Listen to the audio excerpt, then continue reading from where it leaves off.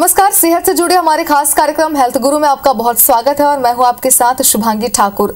गठिया की समस्या आज काफी आम हो चुकी है। एक रिपोर्ट के अनुसार भारत में करीब 180 मिलियन लोग गठिया से जूझ रहे हैं और इसी के साथ ही ये बीमारी पुरुषों की तुलना में महिलाओं में सबसे ज्यादा देखने को मिलती है। डॉक्टर्स भी अक्सर इस बात पर जोर देते हैं कि अगर गठिया का इलाज सही वक्त पर नहीं हुआ तो मरीज में दूसरी बीमारियां जैसे कि डायबिटीज होने का खतरा बढ़ जाता है।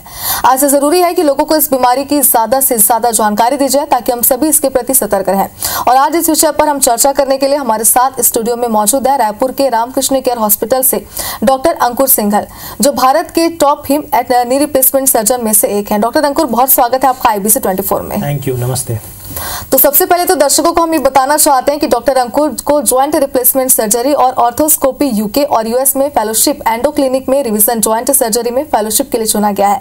सर, मेरा पहला सवाल भी इससे जुड़ा हुआ ही है। सबसे पहले मैं ये बताइए कि फेलोशिप में कौन से विशेष कौशल प्रदान किए जाते हैं? जैसे मेरा MS जो है बॉम्बे से हुआ है और उसके बाद मैं पहले अहमदाबाद में था और वहाँ पे सीनियर कंसल्टेंट था एक शेल्बी ग्रुप ऑफ हॉस्पिटल्स में, और मैं बहुत सालों से जॉइंट सर्जरी कर रहा हूँ और उसी में और अपने आप को ट्रेन करने के लिए, मास्टर करने के लिए हम फेलोशिप्स करते हैं जिसमें रिवीजन, रीडू सर्जरीज वगैरह जो होती हैं उस पर हमको ट्रेनिंग मिलती है। बिकॉज जैसे आपने कहा 180 बिलियन लोग जो है गठियावाद से पीड़ित हैं, ऑब्वियसली सर्जरीज भी बढ़ रही हैं डे बाय डे, और जब प्राइमरी सर्जरीज बढ़ती है तो रिवीजन सर्जरीज भी बढ़ती हैं, तो उसी की ट्रेनिंग करने हम रेगुलरली साल 2 साल में जाते रहते हैं ताकि अपने आप को और अपडेट कर सकें, ताकि मरीजों को ज़्यादा बेहतर सुविधाएं और ज़्यादा बेहतर सर्जिकल स्किल्स प्रोवाइड कर सकें और सर्जरी का लाभ दे सकें। डॉक्टर अंकुर, आपसे भी समझना चाहते हैं क्योंकि आपने बताया कि डॉक्टर्स को ट्रेनिंग इसमें दी जाती है, उन्हें बेहतर से और बेहतर इसमें किया जाता है, लेकिन जो आमजन होते हैं, जो स्थानीय लोग होते हैं, उन्हें फेलोशिप का क्या फायदा मिलता है?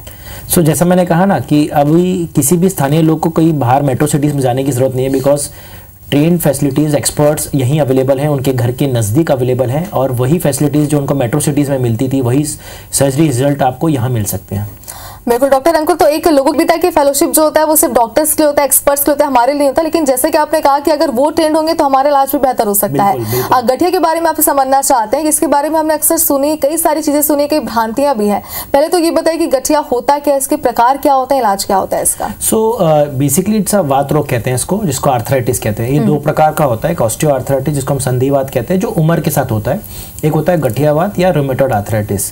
दोनों ही आर्थराइटिस में कार्टिलेज घिसता है। एक कॉमन मिथ है पेशेंट्स में कि इसमें लिक्विड सूखता है, ग्रीस सूखता है, ऐसा नहीं है, कार्टिलेज घिसता है बेसिकली। और इसके 2 प्रकार कॉमनली होते हैं, और जैसे आपने कहा महिलाओं में कॉमन होता है।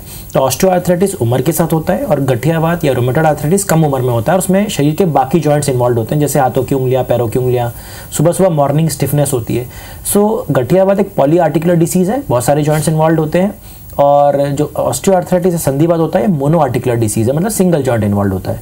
और यही कॉमनली आर्थराइटिस के 2 प्रकार हैं जो कि महिलाओं में ज़्यादा कॉमन है पुरुषों के कंपैरिजन में।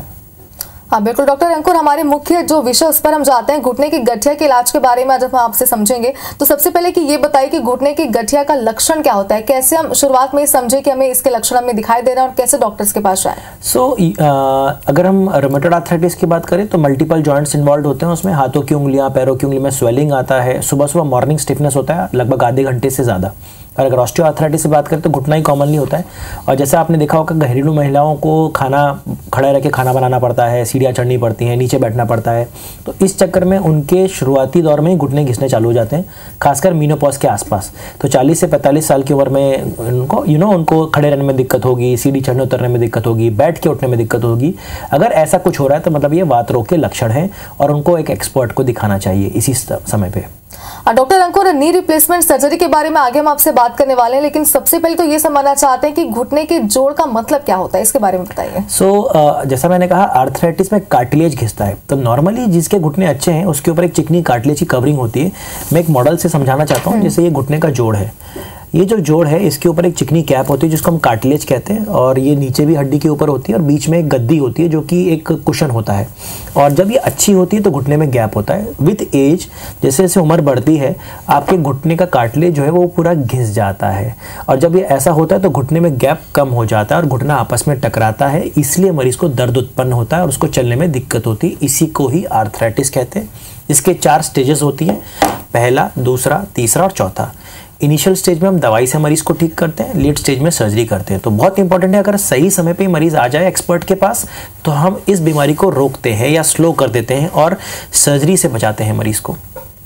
हाँ डॉक्टर अंकुर, आपने यहाँ पे कहा कि सही समय पर अगर मरीज आ जाते हैं, तो आपसे एक बार ये समझना चाहते हैं कि सही समय और सही इलाज, इनके बारे में बताइए, कितने ज्यादा जरूरी है ये दर्शकों के लिए? क्योंकि अक्सर देखा जाता है कि लोग लापरवाही कर देते हैं, उन्हें लगता है लक्षण दिख भी रहे तो ठीक है बाद में जाएंगे, उन्हें आप क्या कहना चाहेंगे? आपने बिल्कुल सही कहा कि लोग लापरवाही करते हैं। अगर आपको लग रहा है कि यार पहले मैं अच्छी तरह चल पा रहा था या चल पा रही थी, सीढ़ी चढ़ नहीं पा रही हूँ, नीचे नहीं बैठ पा रहे हैं, खड़े रहने में दिक्कत है, तो आप एक्सपर्ट को दिखाइए। अगर अर्ली स्टेज में होगा या कटोरी सिर्फ माइल्ड घिसी होगी तो ये दवाई से हम इसको स्लो कर देंगे, हैबिट्स मॉडिफाई करेंगे, एक्सरसाइज से ही आपको ठीक कर देंगे।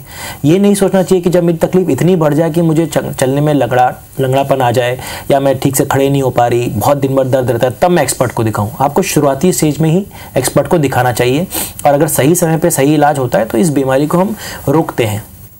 डॉक्टर अंकुर, अब तक 6000 से ज्यादा जॉइंट रिप्लेसमेंट सर्जरी आपने 10 सालों में की है, या आप में अपने आप में एक अचीवमेंट कह सकते हैं हम इसे। घुटने की रिप्लेसमेंट सर्जरी क्या होती है, क्योंकि आप एक्सपर्ट हैं, दर्शकों को जरा समझाइए। जैसा मैंने कहा 4 ग्रेड्स होते हैं आर्थराइटिस के। इनिशियल ग्रेड में दवाई देते हैं और लेट स्टेज में सर्जरी करते हैं।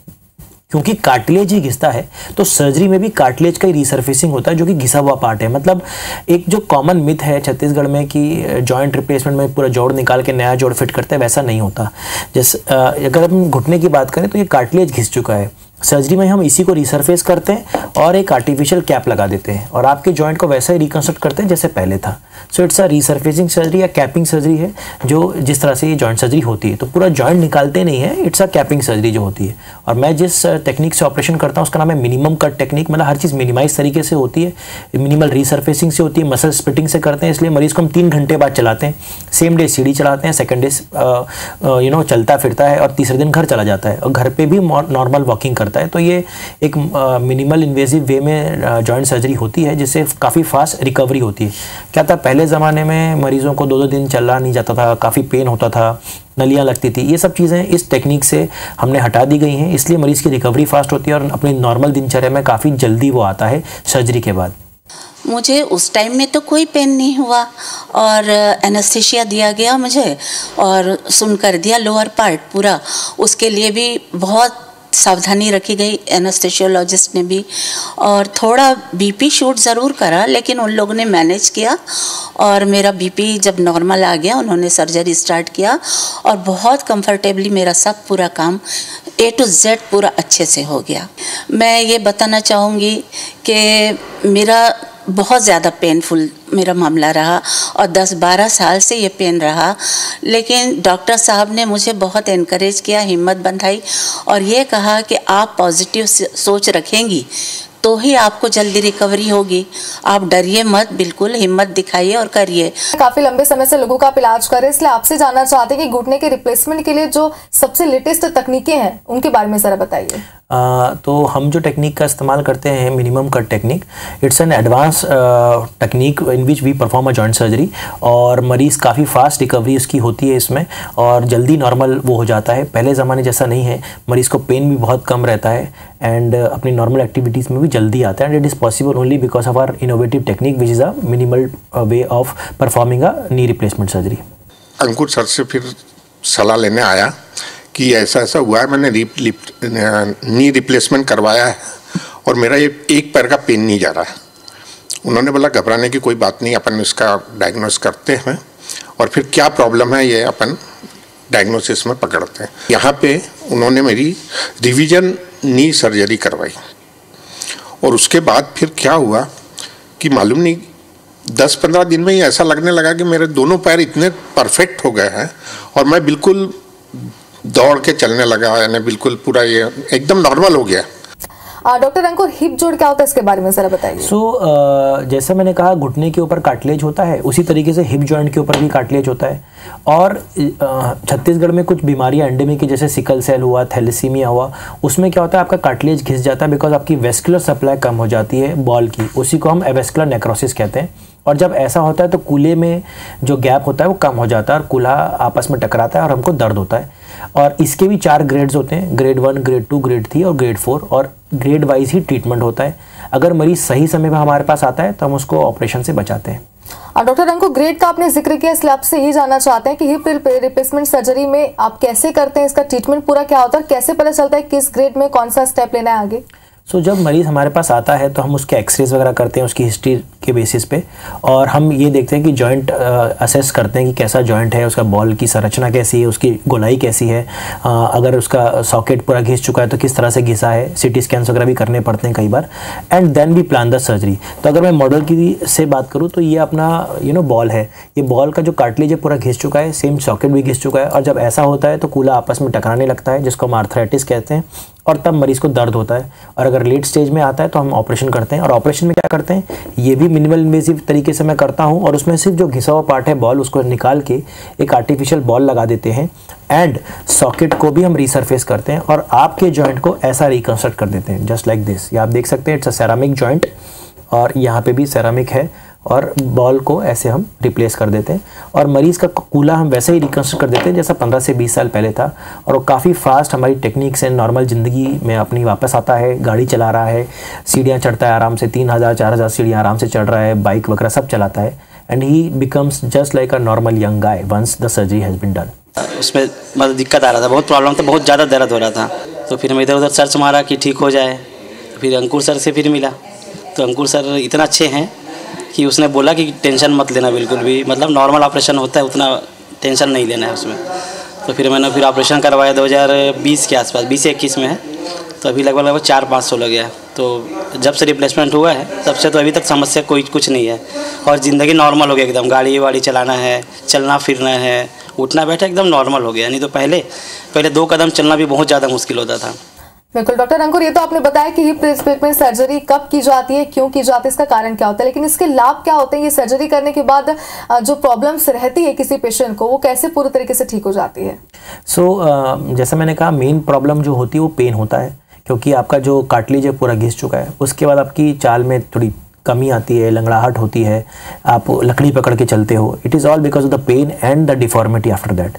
एंड वंस हम सर्जरी परफॉर्म करते हैं, इमीडिएटली सर्जरी के बाद मरीज़ का जॉइंट पेन चला जाता है, फिर धीरे धीरे विद एक्सरसाइज उसकी मसल्स डेवलप हो जाती हैं और उसकी चाल भी नॉर्मल हो जाती है, and he walks just like in his younger days, मतलब वो पहले जैसा चलने लगता है, बिकॉज उसका जॉइंट पेन पूरा चला जाता है। तो that is how this miraculous surgery helps in improving a healthy life.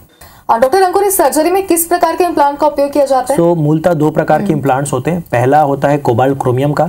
अगर मरीज की उम्र 60-70 साल है, लाइफ एक्सपेक्टेंसी कम है, तो ये अच्छा जॉइंट है, बिकॉज एनीवेज पेन चला जाता है और इसकी लाइफ 15 से 20 साल रहती है। पर अगर मरीज़ की उम्र कम है, एक्टिव इंडिविजुअल है, काफ़ी हेल्दी है, सो डेफिनेटली हमको सेरामिक प्रेफर करना चाहिए, जो गुलाबी कलर का होता है इस तरह से। इसकी खासियत क्या होती है कि इसकी लाइफ ज़्यादा होती है। 30-35 साल अगर आप अच्छी तरह से सर्जरी की गई है तो मरीज़ को हम अच्छी लाइफ दे सकते हैं, एटलीस्ट 30 to 35 ईयर्स।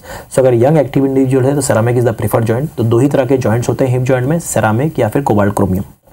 डॉक्टर अंकुर, एक बार फिर से जॉइंट रिप्लेसमेंट सर्जरी की बात करते हैं, क्योंकि देखिए अक्सर जब आप लोगों को कहते होंगे कि आपको ये सर्जरी करानी, तो पहला जिक्र यही आता है दिमाग में कि कितना समय इसमें लगेगा, और अगर ये सर्जरी कराते हैं तो रिकवरी में कितना समय लगेगा। तो पहले तो ये बताइए कि ट्रीटमेंट में कितना समय लगता है और उसके बाद रिकवरी के लिए कितना समय देना होता है? जैसा मैंने कहा कि बहुत सालों से मैं ऑपरेट कर रहा हूँ, तो हमको लगभग आधे घंटा लगता है। हमारे आधे घंटे में सर्जरी पूरी कंप्लीट हो जाती है, और हम 2 घुटने का भी एक साथ करते हैं।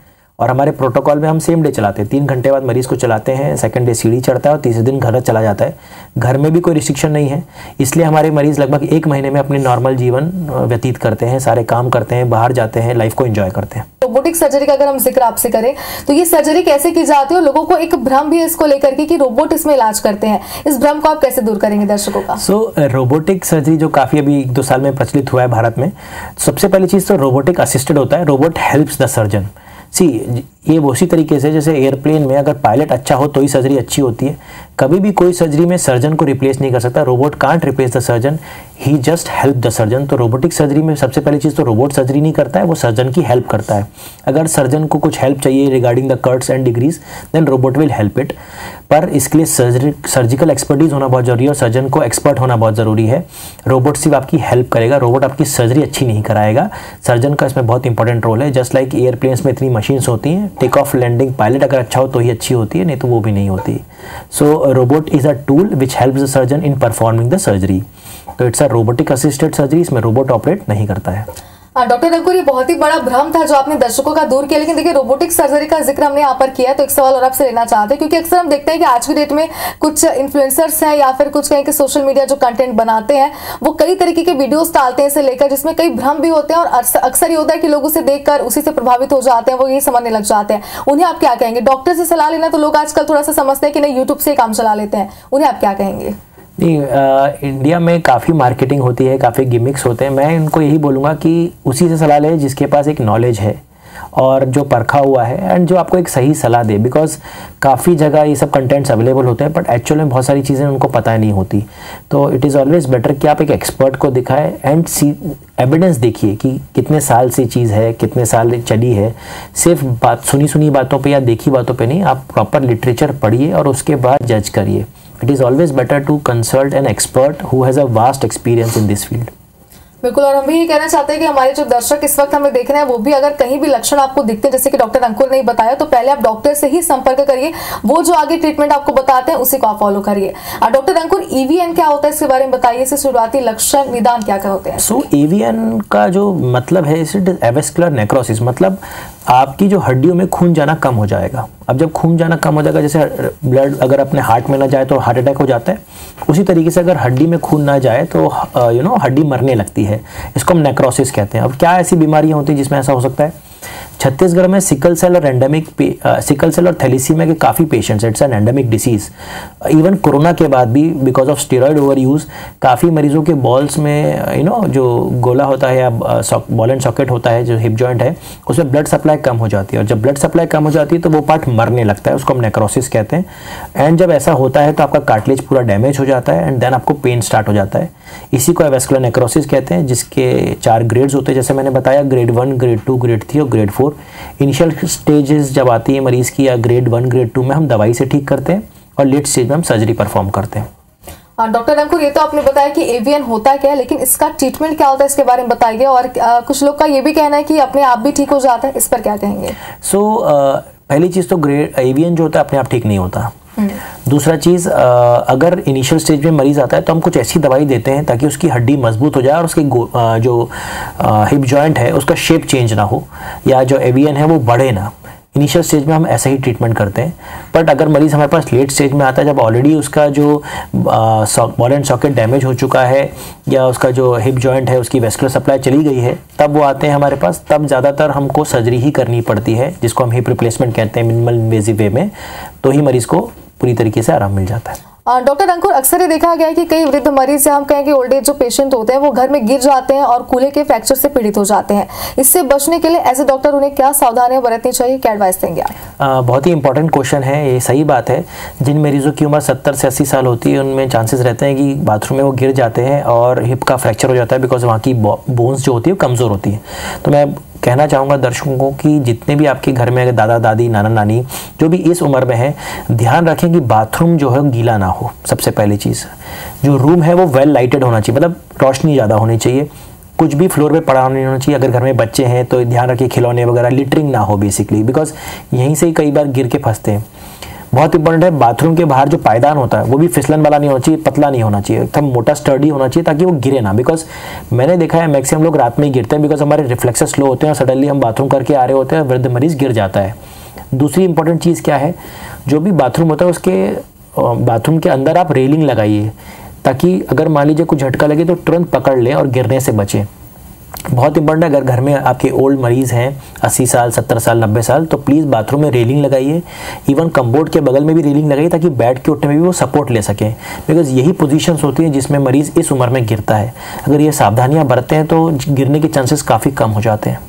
हाँ बिल्कुल। डॉक्टर अंकुर, लोग आमतौर पर जोड़ों के स्वास्थ्य को नजरअंदाज करते हैं, लापरवाही की बात हमने पहले भी आपसे की थी। क्या आप बता सकते हैं कि जोड़ों की देखभाल कैसे की जाए ताकि हम भविष्य में गठिया से खुद को बचा सके?